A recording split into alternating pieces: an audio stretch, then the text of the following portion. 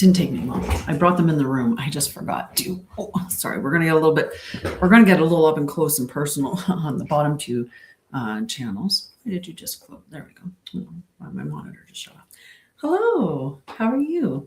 I'm going to send out some shares. So for those of you on the top camera, which is YouTube and Facebook channels, I'm doing a lot of adjusting. I should have done that beforehand, but anyway, it's because I jumped up to get the cards. I'm going to do sharing on both of the TikTok channels, so you'll see me doing that for a little bit. And if you do see my head looking down like that, it's because I'm interacting with the TikTok feeds. Alrighty, let's share. That's what I was getting ready to do. So let's start here because this one's the newer channel, which means it has less people to share to, which is nice in a way. I'm not sure. We'll just share to. That's good. Hello, how are you? How are you? Alrighty, now we're going to share it out. I don't need to send it to my son. I mean, he might come and watch me. I don't know.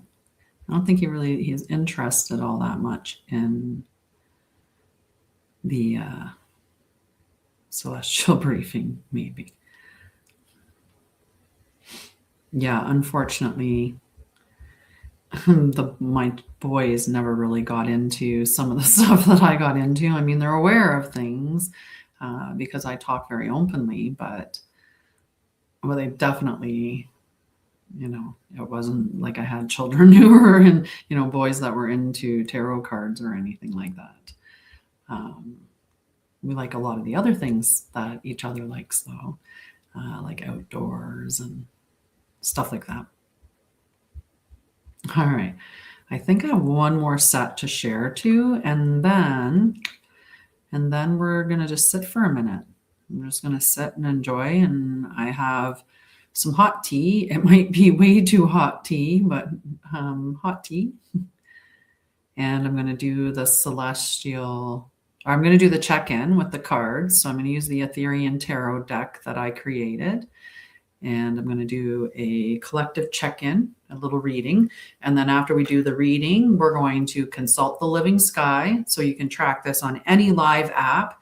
We're going to see where the planets are, what the transitions are, and what that energy means for us, and how to best, you know, really progress through this week with the energies that we're going to be dealing with.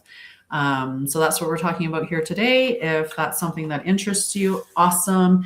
Please stick around, share, you know, all of those good things, like, comment, tap the screen. Okay, so this is just going to be a collective reading. Again, as I was saying a moment ago, this is the Ethereal Tarot.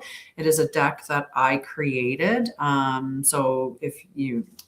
Anyway, it has the fifth element of the ether. It has the fifth element of ether. So we're just doing an energy check-in for the collective, or a collective reading. So you can stay, listen, take what resonates, let go of what doesn't at 333 on the timer there.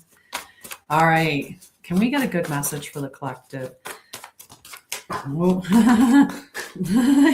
Apparently that has a lot to say today. Okay, what other messages? Is there anything else for yep. Is there anything else that we need to know, Spirit?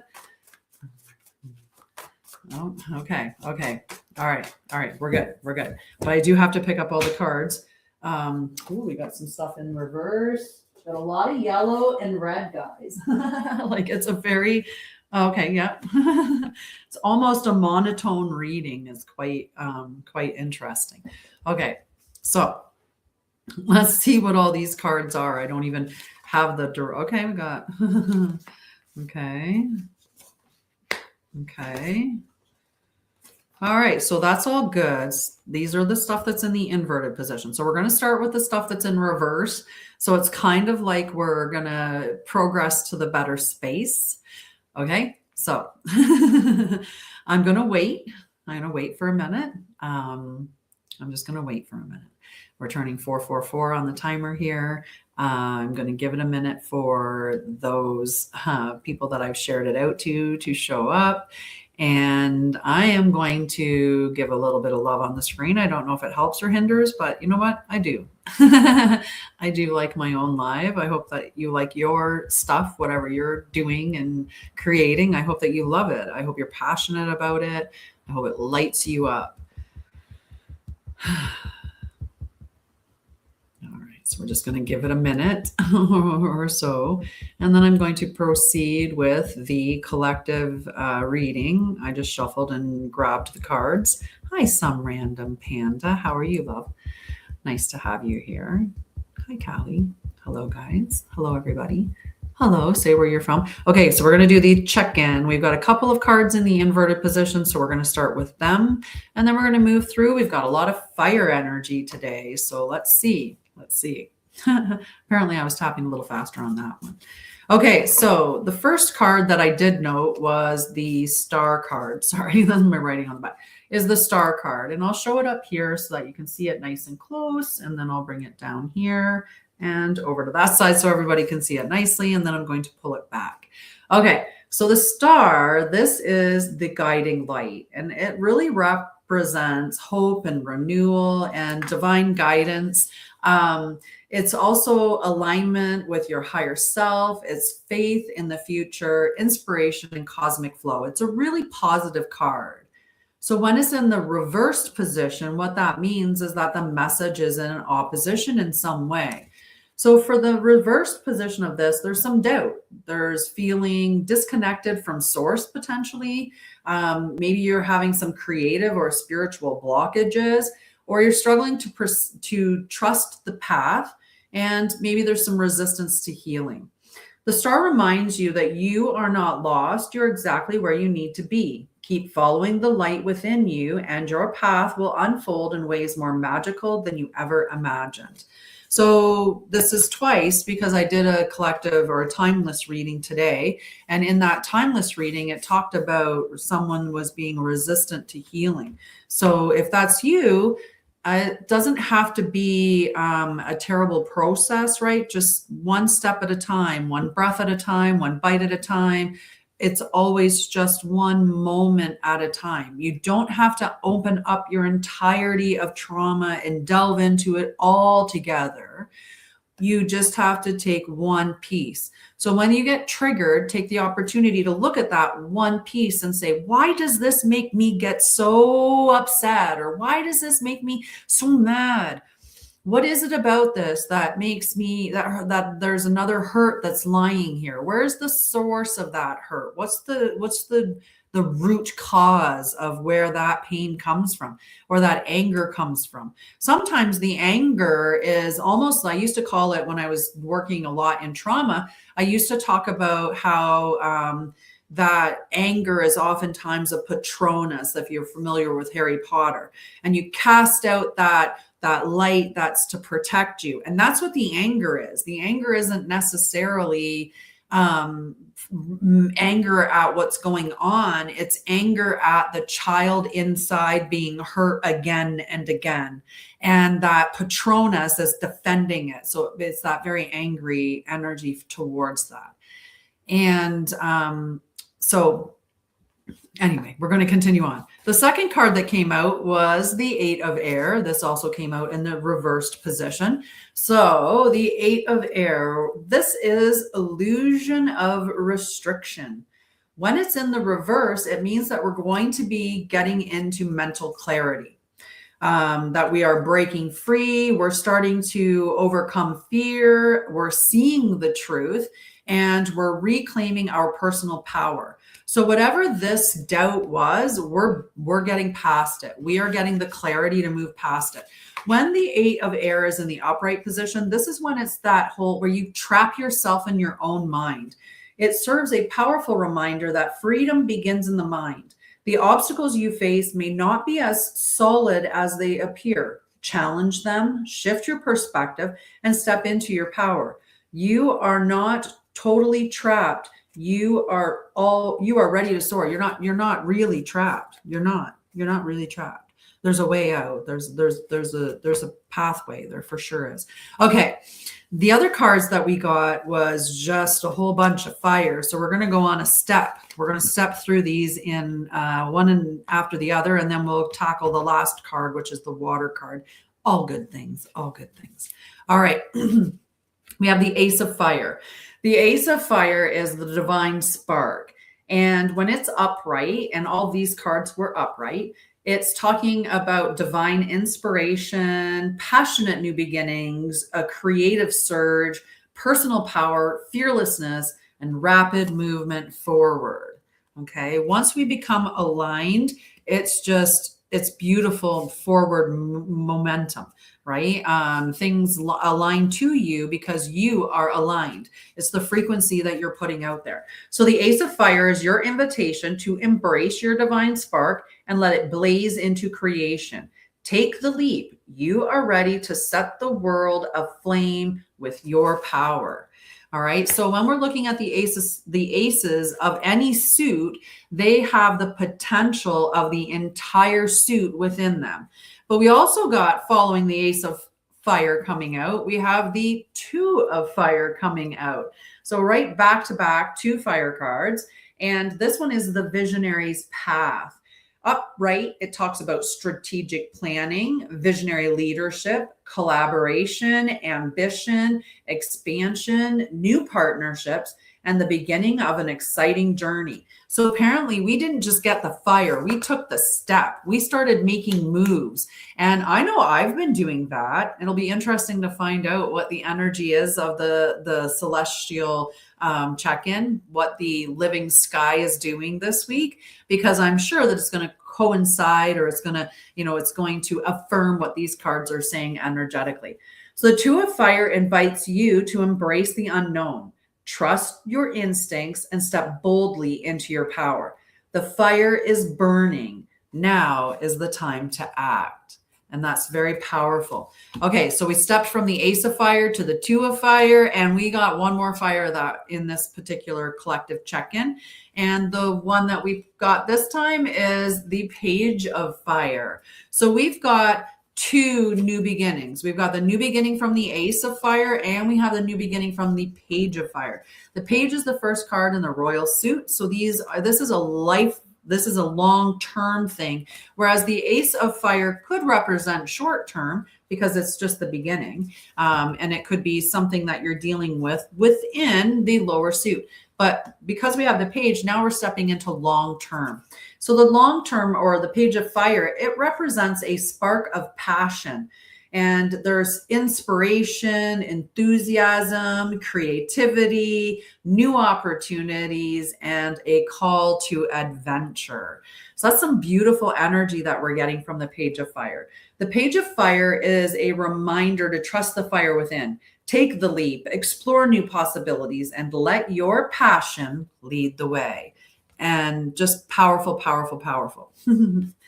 Okay. The last card that we got in the collective reading is the Knight of Water. So we got a little bit of water here, and it's interesting that these cards, had a little bit of the watercolor, but everything else was, fiery and passionate colored cards.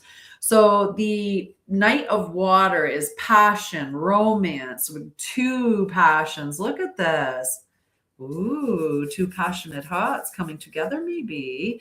And 1 became 2. Ooh. And it was talking about partnerships. That's a nice energy. Okay. So the Knight of Water is about passion, romance, and emotional adventure. So upright, it's talking about romantic proposals, deep emotions, invitations, following your heart, and creative passion. Okay. In the upright, the Knight of Water is a reminder to immerse yourself in the beauty of emotions, love, and passion. Whether pursuing romance, creativity, or an emotional awakening, this card invites you to say yes to the adventures of the heart. I love that. And you should. The adventures of the heart for me right now are definitely the creative pursuits, between all the stuff that I create for Anshara'El, and also with Hugs for Homeless. So balancing those 2 things, there's a lot that I'm creating, in fact, quite a bit. Okay, I'm going to take a little breather. I'm just going to sit here. I'm going to wait for a moment, and then we will start with the celestial check-in. Hello, how are you, Ray Ray? No, wait, not Ray Ray. I apologize, Braden. I went too far down and caught your name on the wrong one. So we're going to check in with the living sky and see what's happening this week. We are currently sitting with the sun in Pisces, as much as mainstream astrology would tell you that the sun is in Aries. And that's because they're following what is known as the tropical system. It's also been called seasonal, traditional.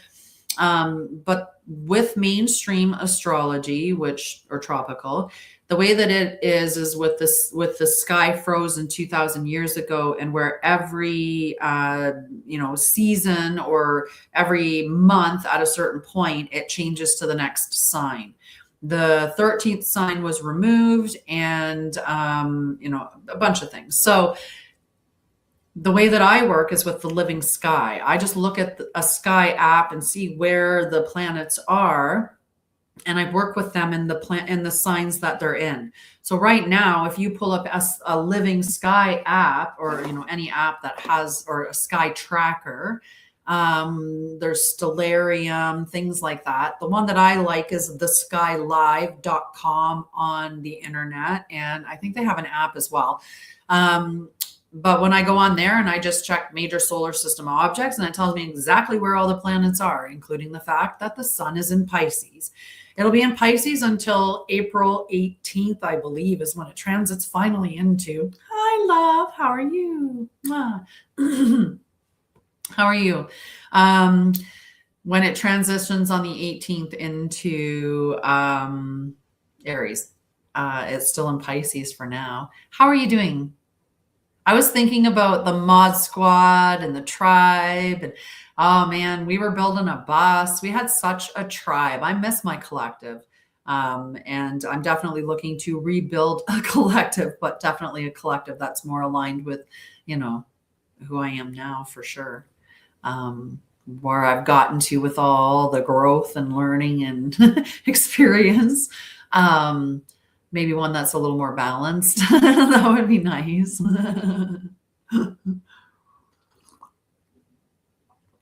How are you? How's Lily?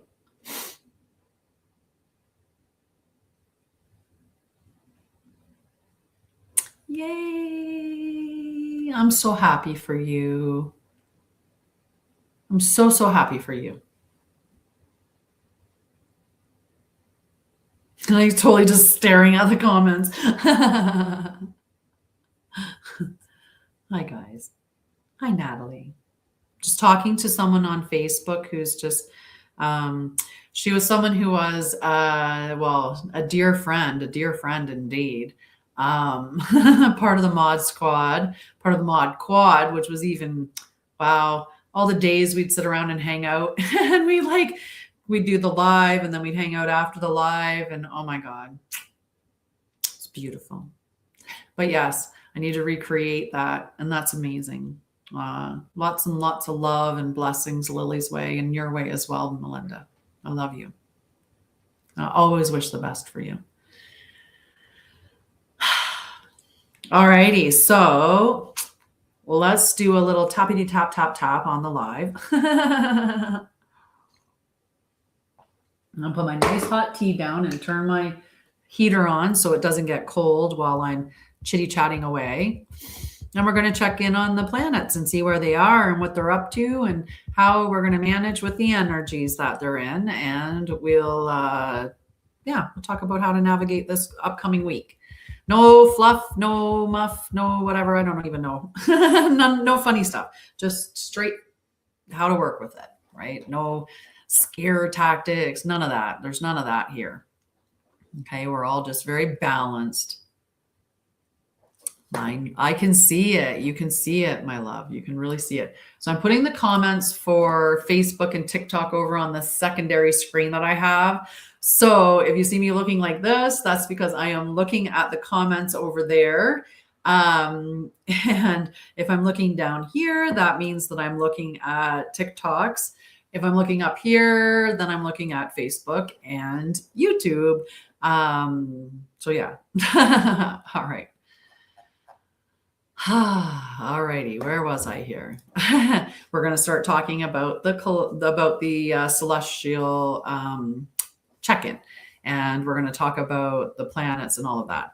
So over the last couple of weeks, if we go back a little ways, we had eclipse season, and eclipse season was revealing all of these things to us. I love you too, sweetie. Have a wonderful night. Thank you for stopping by. Thank you for liking and commenting on the live. I appreciate you. Give Lily hugs and snugs. Okay. Over the past couple of weeks, we've went through that, right? We have had this, and then we went from the revealing of the equinox a few weeks back, of the eclipses a few weeks back, and then we moved into equinox. So equinox slowed things down. It started to ask you to really reflect on things and to reassess things. And it wanted you to question the direction that you were moving in. And for a lot of people, this created some discomfort because we are conditioned to associate movement with progress. I'm someone who was definitely hardwired to be considered valuable because I was productive. That my worth was tied to how much I made, what grades I got, how hard I worked, whether I was in a relationship, if I was putting out or not. I'm not kidding. I have had people think that because I have transferred work or friendship and allowed them in my space, that somehow, because there's, money exchanges hands, that somehow entitles them to, sex or a relationship. These are the types of things that are stuff that I would normally have overridden, because in my trauma, I thought I had to. I had learned very young, I didn't have any boundaries that any man couldn't go past, and that I couldn't really that I had to perform for things. That's what I got taught through my trauma. And so it shows up until, and you peel back the layers. It's another layer, it's another layer, it's another layer. And eventually it's almost like you get to the final boss. And when you defeat the final boss, then you never have to see that pattern show up in your life again, because you've worked through whatever it is that aligned you with that.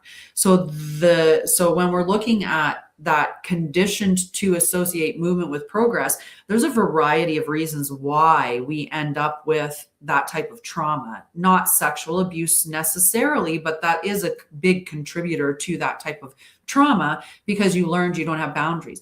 Even if somebody physically abuses you as a small child, you can't defend yourself. You can't do anything about it. So your body is a boundary that gets violated. So you maybe learn then as well that you don't have boundaries.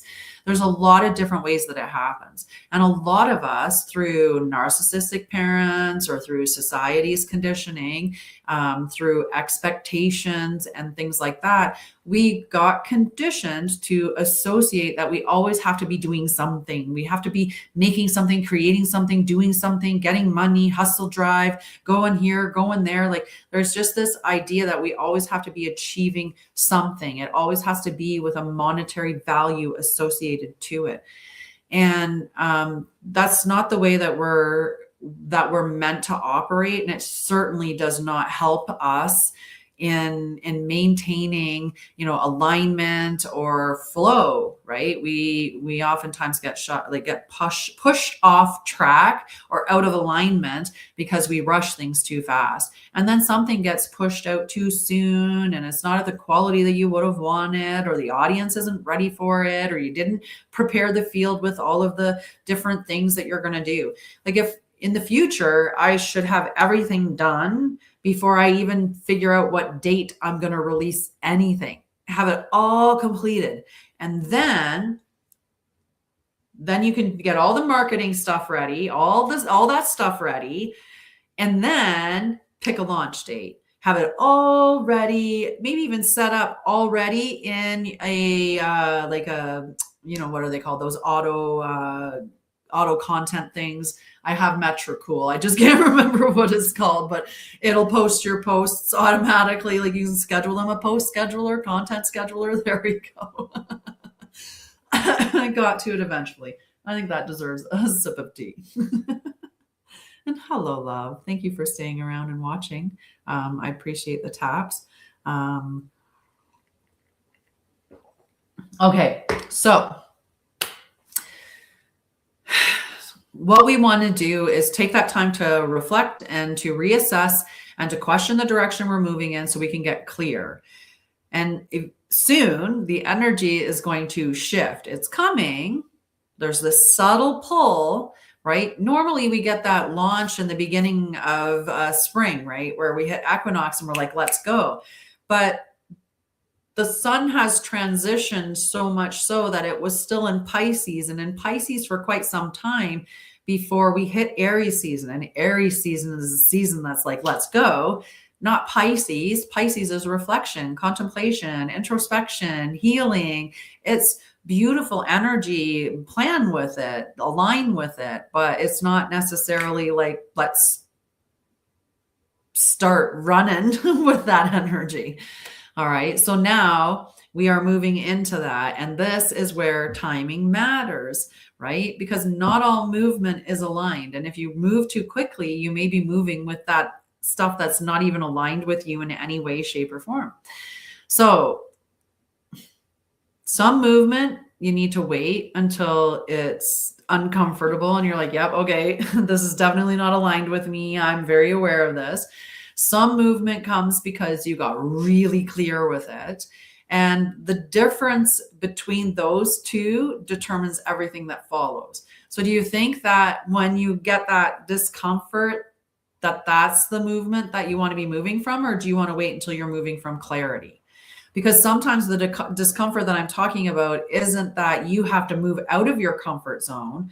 The discomfort that I'm talking about is the discomfort of waiting, like you have that urgency or that pressure feeling, like you have to get that out there like right away. You're moving from that discomfort, right? That's a difference than moving from clarity. So right now, as I was saying, hi, Renee, we have the sun in Pisces. We have Mercury still retrograde in Aquarius. We have Venus in Pisces. I'm going to confirm. Sometimes I get my notes mixed up. All right. Sun in Pisces, moon in Leo.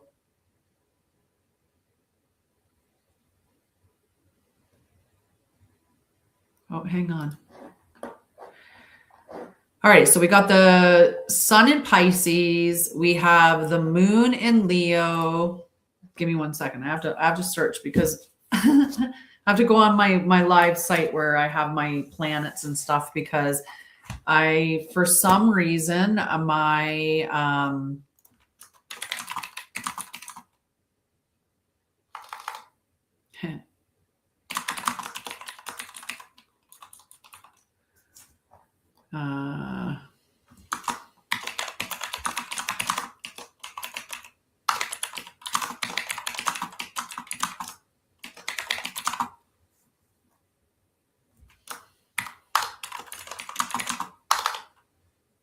just checking all the planets.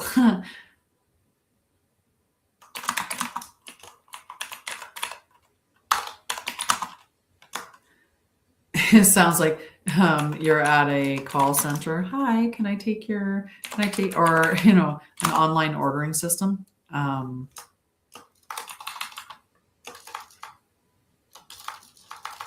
It would be quicker if I didn't make typos because I'm trying to hurry. Okay.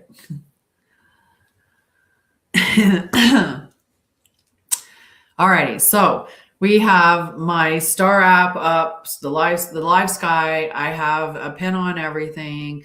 We have the sun in Pisces. We have the moon in Leo. We have Mercury still retrograde in Aquarius. We have Venus in Aries, and the Mars is in Aquarius. We have Jupiter in Gemini, Saturn in Pisces, Uranus in Taurus, Neptune in Pisces, and Pluto in Capricorn. So that's the current celestial lineup according to the living sky above me. And so we're going to look at the alignment of all of these planets. We're going to look at transitioning through the moon and what that means. I love Leo moon. That's my own moon. I do astrology readings, and I do these astrology readings based on true sidereal. So that's a form of really looking at the sky as it was living on the day of your birth versus using tropical astrology, which was frozen 2,000 years ago.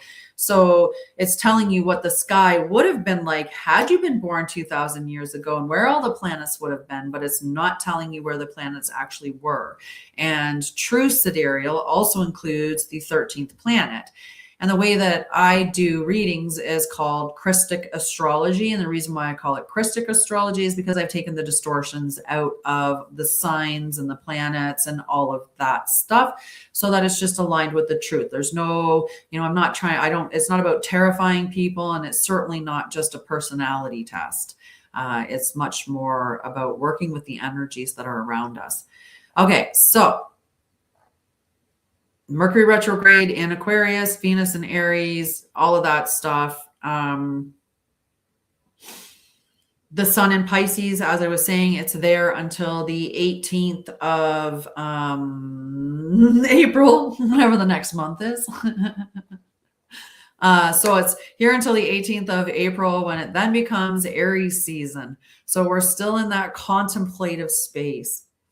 With the moon in Leo, the moon in Leo is asking you to just really be heart-centered as the one that wants you to attend to your inner child, to shine from your authenticity. Leo really is the radiant heart, or the sun energy. It's beautiful energy. So we have Leo, we have I don't know why that's doing that. It's just being funky. Oh, wait, I forgot my notes.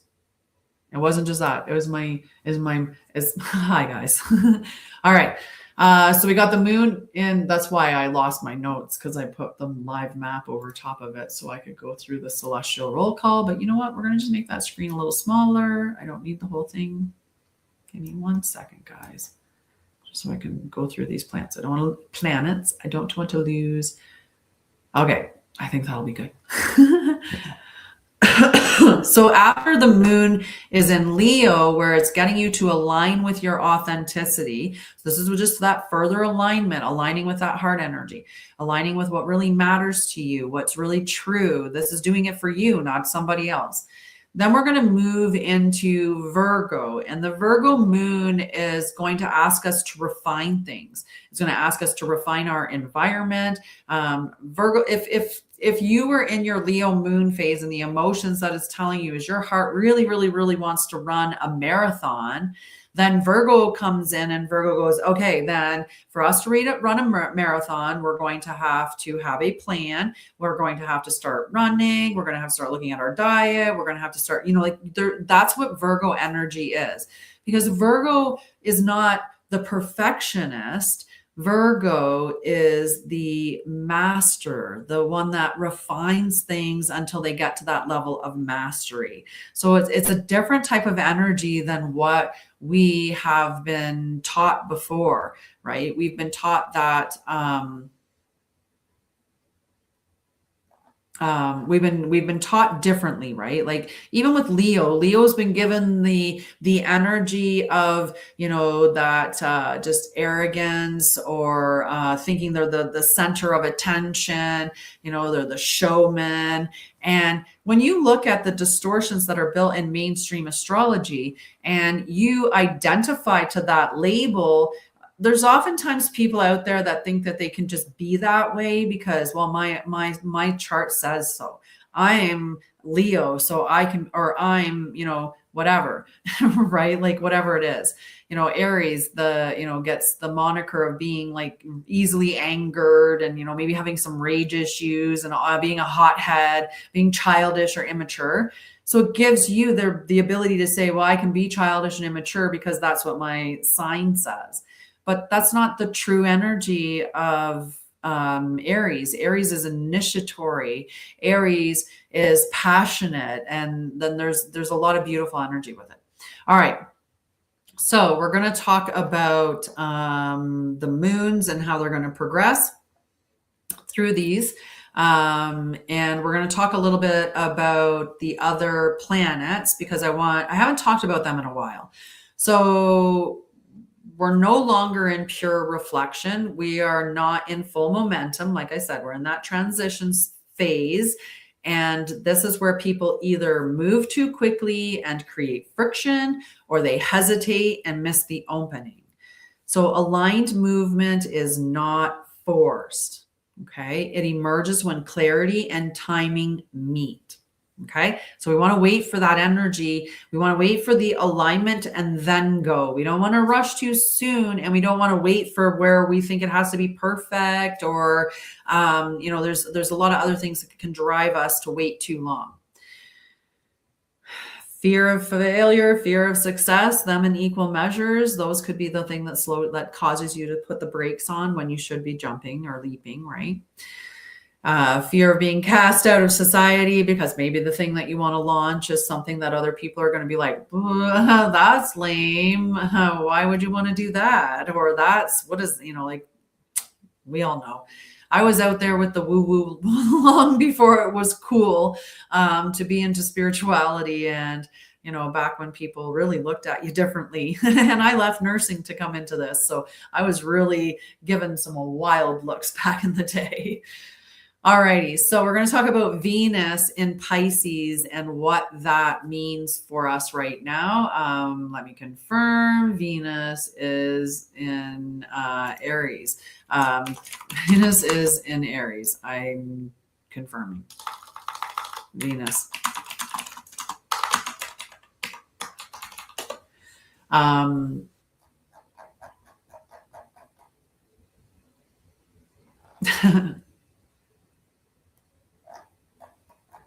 No, I missed it.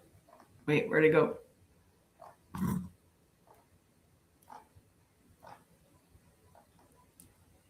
Gotta make sure Mars is in Aquarius. Okay, Mars is in Aquarius. I want to keep on track. I write little notes on the effects of each of these planets and each of the signs, right? So I'm just looking to coordinate, so I make sure that I'm not skipping past anything and what Venus being in Aries would represent. And for some reason, I had looked up my notes for Venus in Pisces, which is incorrect. So I just need to look for. Okay. So Venus is in Aries. I found my notes on Aries. So what you want is going to be clearer now, right? When you think about Venus energy, Venus is desires. Venus is how you attract. Venus is beauty. It's really aligned with a lot of that feminine, the divine feminine energy. So with Venus in Aries, what that means is you're grabbing that Aries energy, which is, I know what I want and I'm going to go in that direction. Aries is direct. It is not a subtle sign. And that is what you want right now, is to make those decisions. You want to be direct. You want to be instinctive.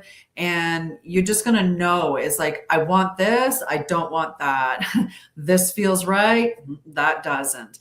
And when Aries comes into Venus energy, like when both of those align, you get a less tolerance for confusion here.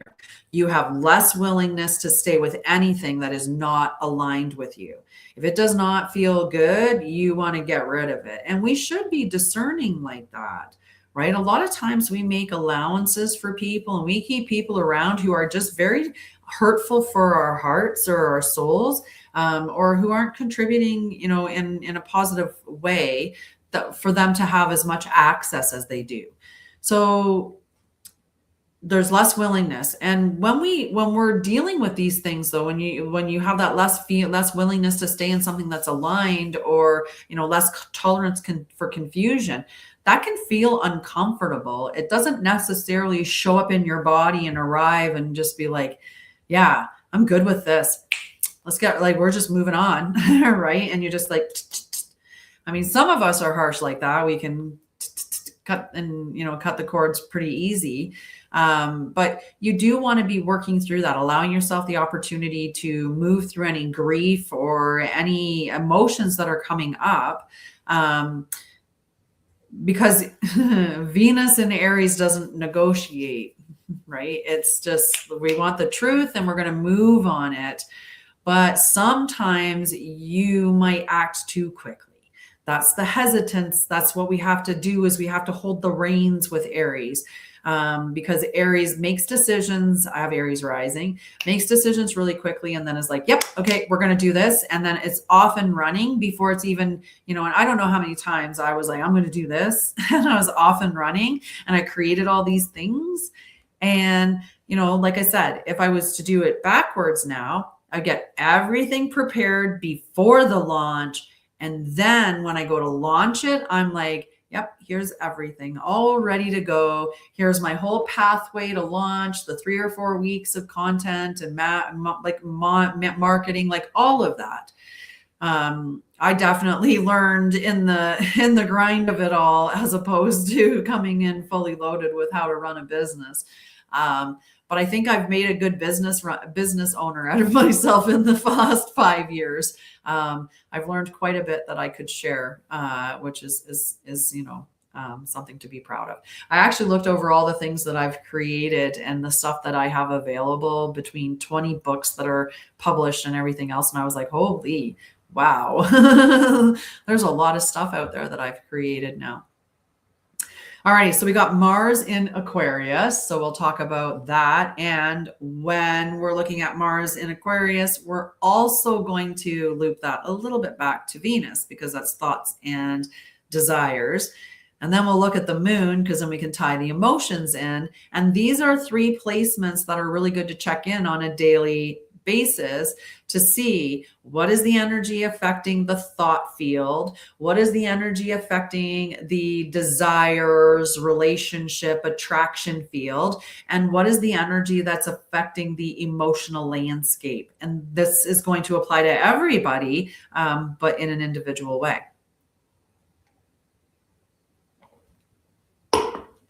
So we have Venus in Aries, which is asking, like, it's like, this is what I want. I know what I want and I'm ready to move on it.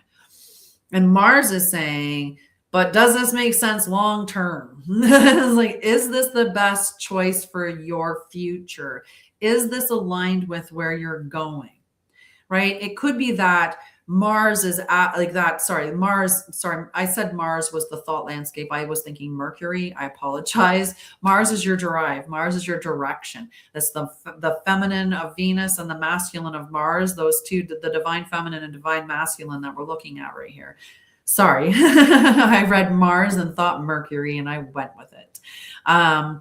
So Mars in Aquarius, this is our direction, our drive. We want to look at long-term viability and how is this going to be for the collective, future, like innovative stuff. And Venus is, I want that specifically. And I want it now, because that's that energy. Well, Mars also rules Aries. So we have a little bit of that energy there as well, where Mars is quite capable of making quick decisions when they're aligned, and in this case with the future, with the long term. And so we have this dynamic that's happening right now between Mars and Venus, where it's like, I want this right now. And Mars is like, yeah, but we got to be strategic, because this is long term that we're looking at. We're looking at future generations here. Like, we're looking at what is the best for our goals, our long-term trajectory. And so those two are pushing and pulling against each other. So this is where you're feeling some tension right now. And because what you want right now and how you're able to move might not match perfectly yet. So you just This is decision-making time, getting clear and getting clean and waiting for the moment. So just because something feels clear doesn't mean it's time to act on it immediately. Okay. That's the tough one to learn, that sometimes even if it feels aligned, it might not be right at this time. So our moon, as we're moving through things, where were we with Mercury? Let me just scroll back up to Mercury here in the thing. So we do have Mercury in Aquarius too. So that's probably why I flipped them over. So Mercury in Aquarius would have our thoughts thinking long-term as well. So our thoughts and our drive, our communication, all of that is aligned with future goals and innovation and all of that stuff. So it's really thinking of your long-term trajectory and and aligning your drive as well. So you're strategically thinking long-term and in your thoughts thinking long-term and communicating long-term. And Venus is the one that's pulling against that with but I want it now. Well, our moons are going through Leo for our emotional landscape. To begin with. So right now we have the moon in Leo. And again, this is activating visibility, your expression, your identity. As I said earlier, Leo is the radiant heart, right? It's just, that's the energy of Leo.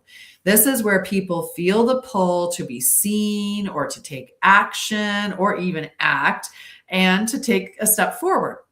But that's why I said, or to act. Leo can bring performance energy. So the question that you have to ask yourself when Leo moon is there is, am I expressing my truth or am I trying to prove something? Okay, so that's the Leo energy that we have, and that's the moon that we are in right now. Like I said, then we move into the Virgo moon, and this is where Virgo refines. It slows everything down and looks at the details. This is where the system corrects itself. Virgo asks, what needs to be adjusted? What is not working as cleanly as it is? This is not about perfection. That's not what Virgo wants. Virgo wants to refine. It wants to alignment through refinement. And as you constantly refine, you get to mastery. And that's Virgo in a nutshell. And then later on, closer to the next check-in, so around Saturday, we're going to move into the Libra moon. And Libra brings balance. And Libra is also starting to look at the relationship component. Right up until that point, when we're going from Aries, Taurus, Gemini, Cancer, Leo, Virgo, those are all individual placements. Those are all placements where we're looking at internal things or we're thinking about the self. It's about our identity, how we're moving.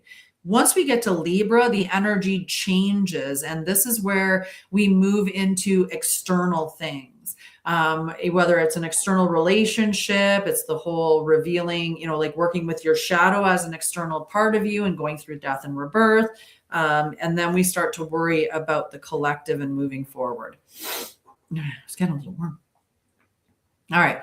So Libra is looking at relationships, dynamics, and exchange. So this is where you begin to see, is this sustainable in connection with others? Libra is where your internal reflection or internal alignment begins to reflect externally into your relationships. So whatever you've been working through internally, you're going to start to see in the interactions that you're having with the circles around you. If you were watching, could you please tap like on the screen? If you're just tapping with your finger on the screen, TikTok is like a popularity contest. So it really likes when you do, likes. It's just, it's the way they all like it when the people like the show that you're putting on. All right. So Libra moon, if it wasn't me, I wouldn't, I don't even care. You're here, you're watching. That's awesome. I hope you're getting something from it. And I hope that you continue to watch and follow me and, maybe at some point interact with stuff at Anshara'El. I have a free membership group, Temple of Light. You should always start there at the free membership group and see where things don't go from there. Alrighty, so what you've been working through internally is going to start showing up in your interactions with other people. All right, so let's talk about this Mars and Venus, where they can either create inner conflict or they can create coherence. So a lot of times people experience internal conflict without understanding exactly why that is happening. And this part of my segment is a teaching stream. Every time that I do a live, not only am I teaching you about the living sky and moving through it, but I'm teaching you a little bit about Christic astrology, about the living sky, and about the other things that I'm teaching. So this is the teaching segment on how Venus and Mars create inner conflict or coherence. So right now, the conflict can look like feeling one thing and thinking another and acting in a third direction. And this is because we have like those three that are in different positions. So Mercury, Mars, and Venus. So Mercury can be in a sign that's asking you to think in a specific way. And Venus is in a sign that is telling you you're feeling a specific way in some capacity, like your desires, what you want, why you want to do the things you want to do. And then your Mars is in a different sign that is saying, well, I want to go in this direction for these reasons. And that doesn't just show up with the signs throughout the week. Right now, we have two different signs actually, because Mercury and Mars are in the same sign of Aquarius, and then Venus is in Aries.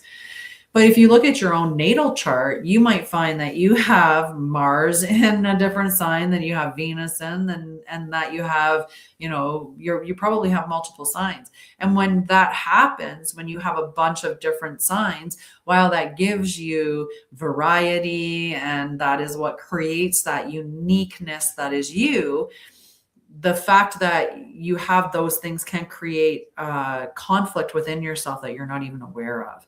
So sometimes it's interesting when it's really productive to look at your natal chart and understand where your placements are, so you can understand why some of those things get created.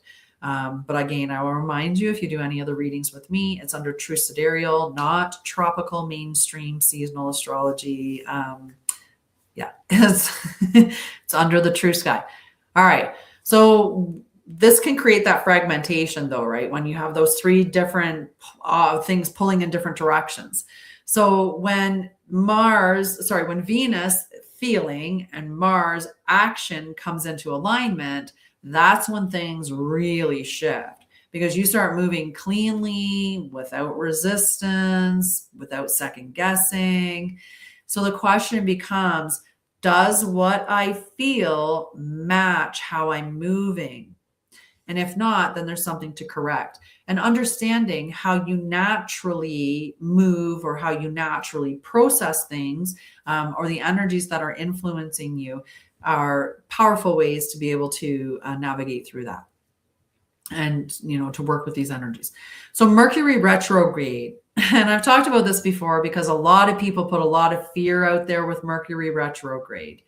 And, it's about all this doom and gloom, or, all these things, bad things are going to happen or whatever. Mercury retrograde is a time for you to review. That's what it's done. It's retrograded into the sign, which is giving you an opportunity to review things. And Mercury is retrograde in Aquarius, and so it's still active. And so even as we have this movement that's beginning, we're still refining it because we're in that retrograde energy. So our thoughts are still, okay, I think I know the direction that I'm going in, but let's just think about this with a little bit more, because what you're doing is just continuing to refine, and it's going to create a really specific dynamic. Movement with awareness, and action with adjustment, and forward motion with flexibility, right? So just beautiful energies that we're going to transition through. If you allow yourself to understand and work with the energies accordingly. All right. So we've got our embodiment practice. And I do these on every episode because, as I've said before, unless you do the practical steps to things, then it's just information. And I've seen through all of the times working with people with trauma, mental health, on their ascension pathway, that the biggest predictor of success is that you do the actual practical. You have to live it. You know, that's why someone like Deepak Chopra fell, because he was not embodied. He was just a farce. He was pretending. It was all performance, a big charade.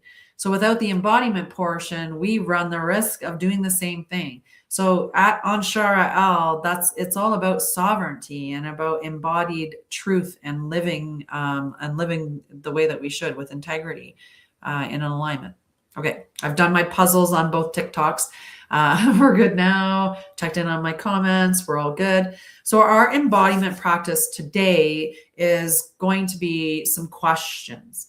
And sometimes we do embodiment practices and it's actually like some somatic practices or breath work, or I might take you on a journey. Who knows?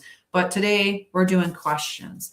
And the questions that you're going to ask yourself is, one, what feels true right now? So we're checking in with our feelings. We're going to check in with that Venus energy. What feels true right now? And then the second one that you're going to ask yourself is, what am I trying to move forward? So what are your goals? What is it that you're moving forward? And when you write those down, are they matching? Is everything aligned there? Because if they do, then the next thing that you want to ask yourself is, okay, what is one aligned step that I can take now? Okay, and then take that one step. My voice went dry there. Woo.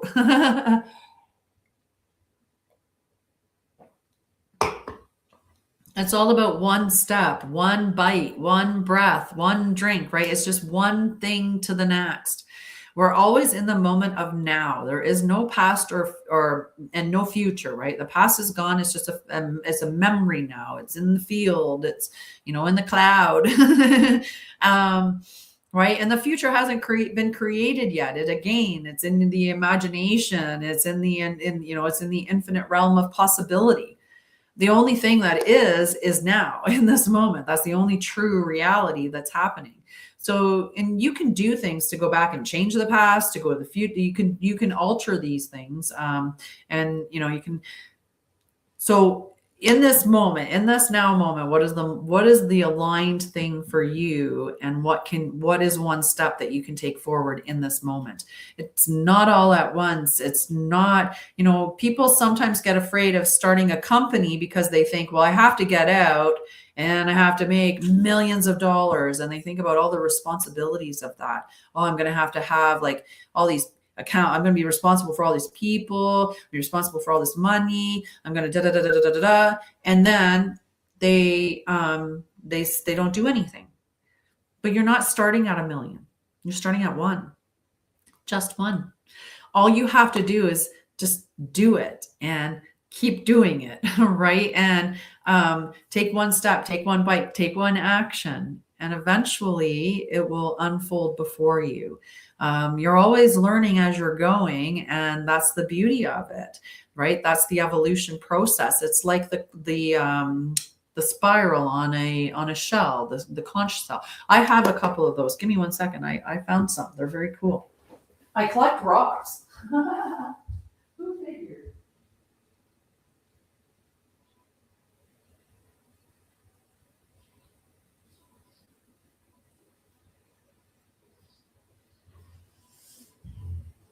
I figured I might as well grab the whole handful that I had found in another box and bring them out. Like that, right? The spiral is up. I found a couple of those. It's just very cool. And I'll put it up there nice. Oh, there we go. Right? And this is the larger one. I'll put it up there first. Whoa. right? So you're spiraling up, right? That's the growth and evolution path, right? Hi, Drea. How are you, love? Hi, Granny Debbie. I'm not sure which one stuck around, but so what do you think about the energies of the upcoming week?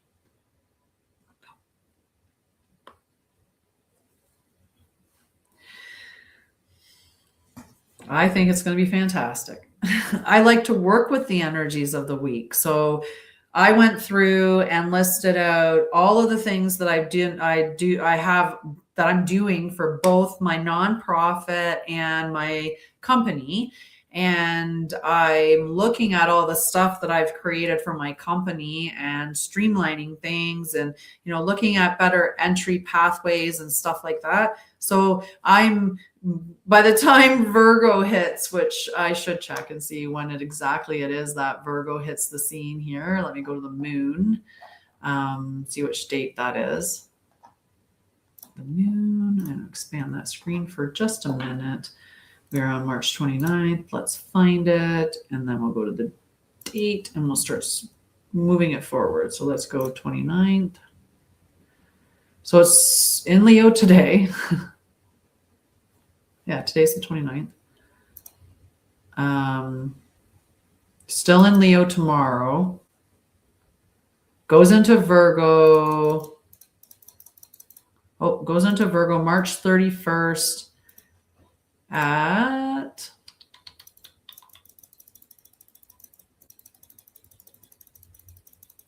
I'm scrolling through the time until I get to the right time.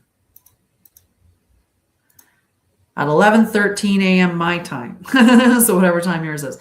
So we've got a couple of days, but with that energy, you're just really looking at like what things light me up. So this right now, I'm not getting rid of anything. I'm getting clear. And then you go into the refinement phase with Virgo energy. And then, like I said, then we start looking at Libra energy closer to the end of the week. Yeah. Well, I hope that was a great celestial check-in for you and that you are prepared for the week ahead. Yeah. And if you're learning how to bring your awareness, your actions, and your direction into alignment, this is the work that we continue to do in the Temple of Light. You are welcome to join. It's completely free. I do not spam you. You get to control all your settings about how much information you want to, or how much you want to receive notifications and stuff like that. And you're free to leave at any time. There's no commitment, no nothing. It's a entirely free space. There are other membership groups, but don't worry about that. Just start with the free one and see where you go. So movement is returning, but clarity must lead it. When what you feel, what you see, and how you move begin to match, your path becomes much simpler. And where clarity deepens, direction becomes visible. Continue walking the sky with awareness, guys. Continue walking the sky with awareness. That's all we can do. Just be aware. All right. Well, that's it for me today. I'm going to hop off here. It's 7 p.m. my time. And I am going to, I have a dog and he's looking for some attention. So that's my goal. And I will see you guys Wednesday at 6:30 p.m. Mountain Time, where we will do embodied wisdom, and we'll see what else is going on for the collective at that point, checking in with the Ethereal Tarot. Again, check out the channels. They have some readings on there that you can check out with the Ethereal Tarot, but take whatever resonates and let go of what doesn't. Again, they're timeless, no hashtags. So when it comes across your feed, that's meant for you. All right. Have a wonderful night, guys. I love you. And we are off.